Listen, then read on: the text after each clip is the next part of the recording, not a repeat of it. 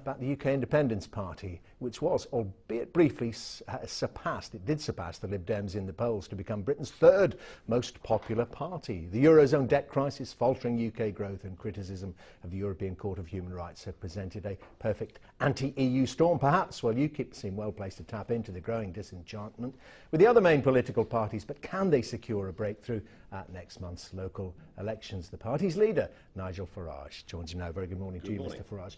Do you think it's matters arising out of EU that's leading to the party's popularity? Partially. In that, you know, people are not discussing membership of the EU per se, but certainly the Eurozone crisis and the European Court of Human Rights is more or less on everyone's lips. Well, it is, but it goes further than that. I mean, if we talk about jobs, growth, if we talk about mass immigration into Britain, if we talk about all these things, green taxes, all of these things are linked to our membership of the European Union. And long gone are the days when UKIP was seen to be a party sort of out on the fringes, talking about something that only interested a tiny percentage of the population. I would argue that in terms of, you know, the debate that will go on around lunch tables today, we are right at the heart of public opinion. So we're going to hear less of the anti-EU rhetoric then? I mean, you're going to tone that down a bit and talk more about the other things that you have been thinking about, we know for years and years, but haven't been listened to.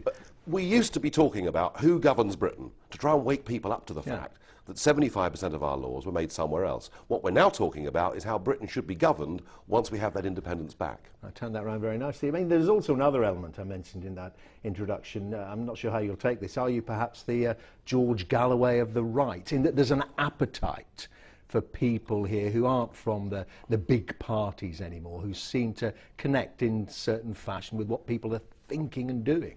Well, yeah, because, I mean, those three parties... So you are the George Galloway of the right? No, he's teetotal, I'm not. I mean, that is a very big difference, believe you me.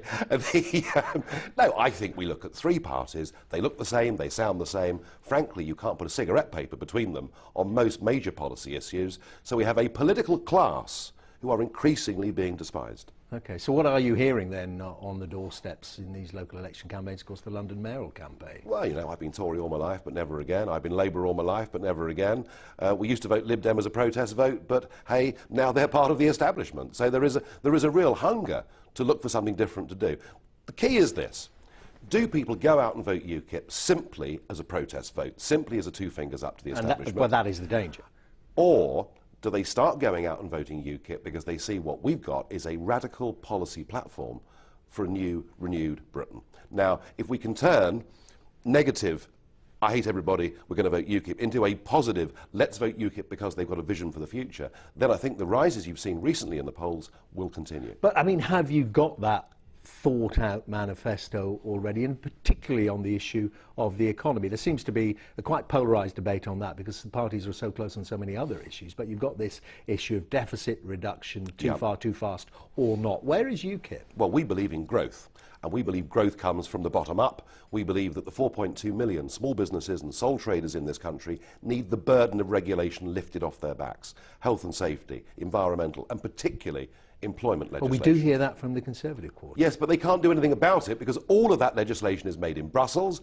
Although Mr Cameron tries not to talk about that, we cannot change any of that all the while we're part of this European Union. And so Cameron can make all the promises he wants, but whether it's business regulations, whether it's votes for prisoners, whether it's the deportation of Abu Qatada, all all of it is directly linked to the EU. But aren't people listening to that going to go, here he goes, he's brought it back? No, because, well, I tell you what, the EU again. You no. know, what about a policy on unemployment? You know, what about programmes here on apprenticeships to get young people back into we're the only party to get them experience? Is that the EU's Well, we're the only party saying that school leaving age should not go up to 18. We're the only party saying we should not be sending 50% of our youngsters to university. We're the only party saying that apprenticeships and people learning trades and skills is a very good thing. We're the only party saying stop the total open-door immigration situation that we have with Eastern Europe, and we're the only party saying let's cut back on employee protection so that small companies can start giving our youngsters a chance. So you're telling me that's really chiming with the voters. I mean, would you dare to have the ambition? I mentioned one of those polls that showed you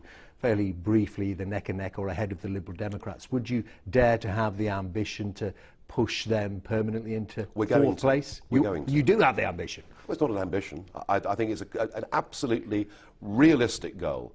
You know, UKIP is a credible organisation. We've developed a broader range of policies. People realise that Lib Dems, Labour, Tory, they're just three social democrat parties. It's all a lot of mush. No one stands for anything. No one's prepared to put the interests of the British people first. We are a patriotic party. We're a Eurosceptic party. We don't dislike anybody, but we want to put Britain first. I mean, you're heavily critical of all of them, including the Conservatives. Yeah. Presumably, you wouldn't turn down a couple of Conservative MPs if they wanted to defect. Well, we had a Tory MEP join us recently. We had a former Chief Whip from the House of Lords join us recently. And we also had the Tories' biggest ever donor join us recently.